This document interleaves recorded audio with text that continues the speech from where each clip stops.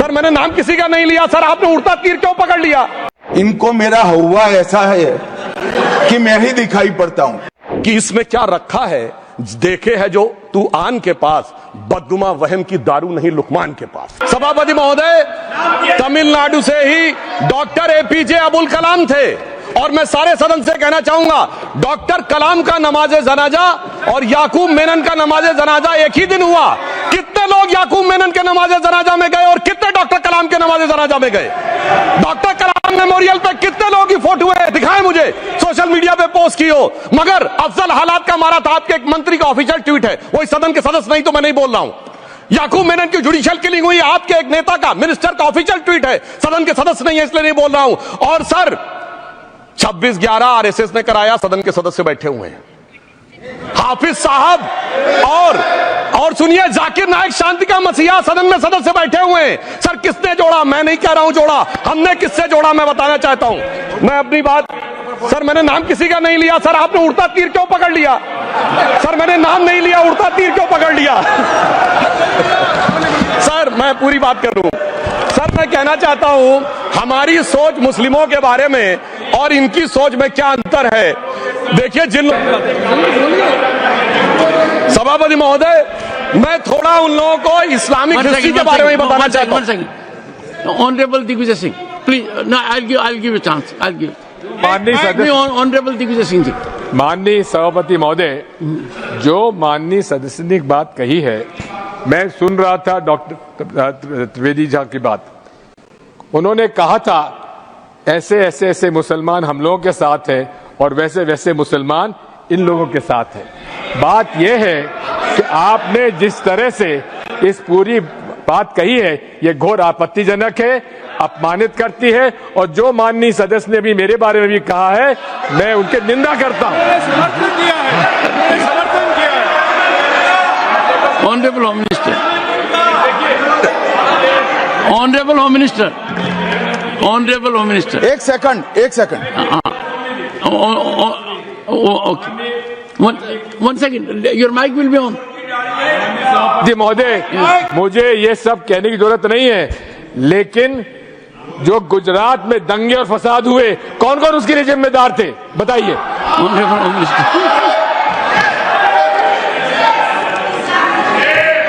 मान्यवर, मैं ध्यान से बारीकी से पूरे संवाद को सुन रहा हूं। माननीय सदस्य सुधांशु जी ने दिग्विजय सिंह का नाम नहीं दिया। अब वो खड़े होकर कहे मेरे बारे में कहा, इससे साबित हो गए। और अभी भी मौका है, आपने नहीं कहा है कि 26/11 के हमले में आरएसएस का हाथ था, तो अभी खड़े होकर माइक चालू कराकर बुलवा दीजिए माननीय। और आपत्तिजनक बात है, मैंने ये बात कभी नहीं कही है, ये आप लोगों का प्रचार है। मेरी आपत्ति इस बात की थी कि सभी माननीय सदस्य ने और बात कही है कि अब हमारे तरफ ऐसे मुसलमान थे और वैसे मुसलमान हम लोग की तरफ थे। ये पूरे समाज के साथ, पूरे अल्पसंख्यक समाज के साथ अपमानजनक बात है। और माननीय सभापति महोदय, आप बताइए, माननीय गृह मंत्री जी, आप वहां पर थे, गृह मंत्री थे जब दंगे हुए थे, तो आप लोगों का क्या रोल था, ये जन जाए करे। ऑनरेबल होम मिनिस्टर, इनको मेरा हुआ ऐसा है कि मैं ही दिखाई पड़ता हूं। आपकी सुनिए, अब सुनिए ना दिग्विजय सिंह, सुनिए, 1 मिनट सुनिए। दंगे शांत होने के बाद 18 महीने के बाद मैं गृह मंत्री बना। दंगा हुआ तब मैं गृह मंत्री नहीं था। सुधांशु त्रिवेदी, संदर्भ में किसी का नाम नहीं लिया। अजीज बर्नी की किताब थी 26/11 एंड आरएसएस कॉन्स्पिरेसी, कोई जाके चेक कर ले उसमें कौन कौन कहां था। अब मैं मुसलमानों के बारे में कहना चाहता हूं, मुस्लिम समाज के लिए। बहुत से लोग ऐसे हैं जिनको मुस्लिम समाज की हिस्ट्री नहीं पता है। मैं बताना चाहता हूं, भारत से जब न्यूमेरिक सिस्टम सबसे पहले गया तो अल जहार थे सबसे पहले, जिन्होंने जाके 1793 में जो सूर्य सिद्धांत था उसका अरबी में ट्रांसलेशन हुआ सिंध हिंद। और हम बता रहे हैं हम किस तरह के मुस्लिम को साथ रखते हैं। डॉक्टर कलाम से बड़ा आलम इस्लाम में साइंसदान नहीं हुआ, और आरिफ मोहम्मद खान साहब जो बिहार के गवर्नर हैं, उनसे बड़ा आलिम फाजिल मुसलमान आज सियासी जमात में तो नहीं होगा, यह मैं दावे के साथ कह सकता हूं। मगर मैं बताना चाहता हूं सर, उसके बाद उन्होंने एक किताब लिखी, एक सर 10th सेंचुरी के मुस्लिम राइटर थे जिन्होंने किताब लिखी, उसका नाम था the compendious book of balancing and completion according to Hindu calculation, जिसको शॉर्ट में अल जब्र कहा गया, और वहां से अल जबरा निकला, और सर उसके बाद अल ख्वारिज्म आया। और सर आज मेरे ख्याल से सदन के बहुत से लोगों को नहीं पता होगा, ये जो एल्गोरिथम वर्ड है ये अल ख्वारिज्म से आया हुआ है। एक जमाने में इस्लाम में बैतुल हिकमत था, यानी वो सबसे बड़ा हिकमत का केंद्र था, जब एक से एक लोग होते थे। बहुतों को नहीं पता होगा कि कोलंबस ने जिस नक्शे के थ्रू दुनिया ट्रेवल किया था, वो बनाने वाला भी एक मुस्लिम था, अल इदरीसी। मगर सर एल्गोरिथम आज ऐसा बदला कि एआई के एज में दलगत भावना से ऊपर उठकर औरंगजेब के साथ खड़े हो गए। सर ये एल्गोरिथम किसने बदल दिया, ये मैं बताना चाहता हूं। इस पे थोड़ा सोचने की जरूरत है। इसलिए मैं कहता हूं मुस्लिम पॉलिटिक्स की सोच क्या थी, हमने किन मुसलमानों का साथ दिया है, मैं बताना चाहता हूं। सर वीर अब्दुल हमीद की शहादत की 50वीं वर्षगांठ 2015 में हुई। प्रधानमंत्री मोदी जी ने उनके पूरे परिवार को और उनकी पत्नी को बुला के सम्मानित किया, और इन लोगों ने उस यासीन मलिक को, जिसके ऊपर 3 एयरफोर्स के ऑफिसर्स को हत्या करने का आरोप था, वो प्रधानमंत्री आवास में सर साफ दिखाई पड़ता है कौन किसके साथ खड़ा हुआ है, कौन किस तरह के मुसलमान के साथ खड़ा हुआ है। और सर मैं ये भी कहना चाहता हूं सर, ये सर अपने में टन पे बोलिए सर, पिछले 30-35 सालों से हुआ खड़ा किया जा रहा है। 1990 में जब राम मंदिर आंदोलन हुआ, कहा गया बीजेपी आएगी उत्तर प्रदेश में खा जाएगी। सर बीजेपी आने के बाद उत्तर प्रदेश में जानते क्या हुआ सर, 22 साल से शिया सुन्नी के बीच में जो दंगे चलते थे और मदे साहबा का जुलूस नहीं निकलता था, शिया समुदाय का मदे साहबा का जुलूस लखनऊ में हमारी सरकार में निकलना शुरू हुआ, और उसके बाद कहा गया केंद्र में भाजपा आएगी तो खा जाएगी। सर अटल जी की सरकार आई, इतनी शानदार स्थिति रही। उसके बाद कहा गया गुजरात में आएगी तो भाजपा खा जाएगी। सर गुजरात का मुसलमान आज सबसे समृद्ध मुसलमान है, सबसे ज्यादा जकात वहां से आता है। उसके बाद कहा गया मोदी जी की सरकार आएगी तो क्या होगा। सर मोदी जी की सरकार आने के बाद हमारे साथियों ने बताया है अल्पसंख्यक समुदाय के 70% लोग हैं जिनको किसी न किसी एक योजना का लाभ जरूर मिला है। और सर फिर कहा गया सीए आएगा तो नागरिकता छिन जाएगी।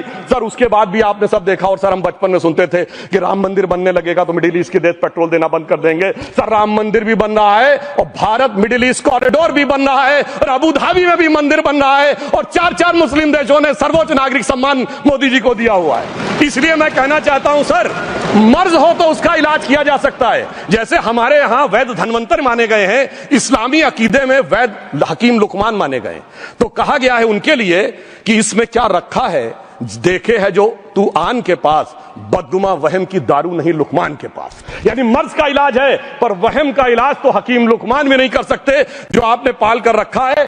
मैं कहना चाहता हूं हम किन मुसलमानों की बात करते हैं। आप गंगा जमुनी तहजीब की बात करते हैं। सर दारा शिकोह औरंगजेब का बड़ा भाई था, उसने उपनिषदों का अध्ययन किया, संस्कृत में अनुवाद कराया और नाम रखा सिर्रा अकबर, यानी वर्ड्स ऑफ गॉड। मैंने किसी को दारा शिकोह की जयंती मनाते हुए नहीं देखा।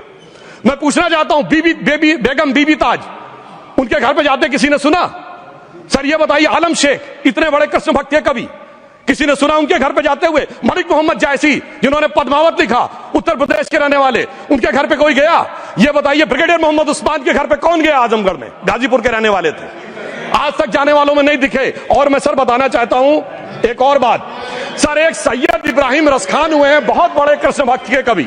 सर जिन्होंने क्या लिखा, उन्होंने कहा मेरा अगला जन्म हो तो भी मैं कृष्ण भक्ति बनना चाहूंगा, मनुष्य बनूं तो ग्वाल बाले के रूप में, और पशु बनूं तो गाय के रूप में। उन्होंने कहा मानुष हो तो वही रसखान, बसों ब्रज गोकुल गांव के ग्वारन, जो पशु हो तो कहा बस मेरो चरो नित नंद की धेनु मजारन। सर उन्होंने कहा गायों के बीच में नंद बाबा की गायों में जन्म लेना चाहूंगा।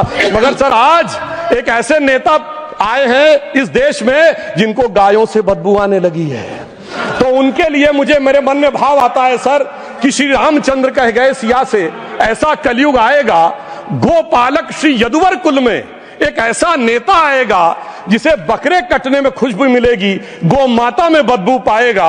रामचंद्र कह गए सिया से कैसा कलयुग आएगा।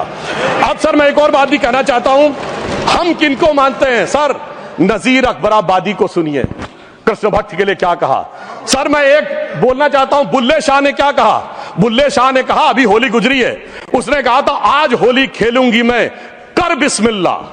उन्होंने आगे कहा, अलस्तु बिरबिकुम, प्रीतम बोले, सब सखियों ने घूंघट खोले, नाम नबी की रतन चढ़ी, सुनिएगा, नाम नबी की रतन चढ़ी और बूंद पड़ी अल्लाह अल्लाह, आज होली खेलूंगी मैं, कर बिस्मिल्लाह। तो मैं भी कहता हूं अब बिस्मिल्लाह करिए और उसके बाद हमारे इस सहयोग करिए, इस सकारात्मक उसका, वरना अल्हम्दुलिल्लाह जो हम मुसलमानों के लिए और देश के लिए करना चाहते हैं उसमें हमें सफलता जरूर मिलेगी। अंत में मैं सिर्फ यह कहना चाहता हूं सर, तमाम प्रकार की बातें यहां पर हुई, सकारात्मक और नकारात्मक, मगर अफसोस की बात यह है कि 1913 के वक्त वाल औलाद से लेके 2013 के वक्त वाल औलाद तक इनकी फितरत नहीं बढ़ती, क्योंकि सर ये तो पार्टियां ही अल औलाद हैं, तो इनको तो उससे बहुत ज्यादा वो होगी। पर मैं सिर्फ अंत में कहना चाहता हूं सर, अपनी सोच बदलिए। आप जिस कश्ती पे सवार होकर इस दरिया को पार करने की कोशिश कर रहे हैं, पिछले 75 साल में नहीं कर पा रहे हैं, 10-12 साल में बहुत हिचकोले खा रहे हैं, तो कश्ती और रास्ता बदलिए। तो इनके लिए अंत में एक पंक्ति कहते हुए बात समाप्त करना चाहूंगा। इन्होंने कश्ती भी नहीं बदली, दरिया भी नहीं बदला, पर इन डूबने वालों का जज्बा भी नहीं बदला, पर है शौक के सफर ऐसा, एक उम्र हुई हमने, मंजिल भी नहीं पाई, रास्ता भी नहीं बदला। अब अगर नई मंजिल पानी है, नई मंजिल की नई सुबह देखनी है, तो मैं कहना चाहता हूं आइए सबको साथ लेकर चलिए। और एक ऐसा वक्त आया है जब जो हमारे किरण रिजिजू जी ने कहा था कि मैंने एक शम्मा जलाई हवाओं के खिलाफ, तो मैं प्रधानमंत्री मोदी जी की तरफ से कहता हूं कि हमें इल्जाम मत दीजिए, बहुत अफसोस होता है, हमें इल्जाम मत दीजिए, बहुत अफसोस होता है। बड़ी तरकीब से कश्ती यहां तक लेके आए हैं और बदल देते हैं हम दरिया की लहरें अपनी हिम्मत से, आंधियों में भी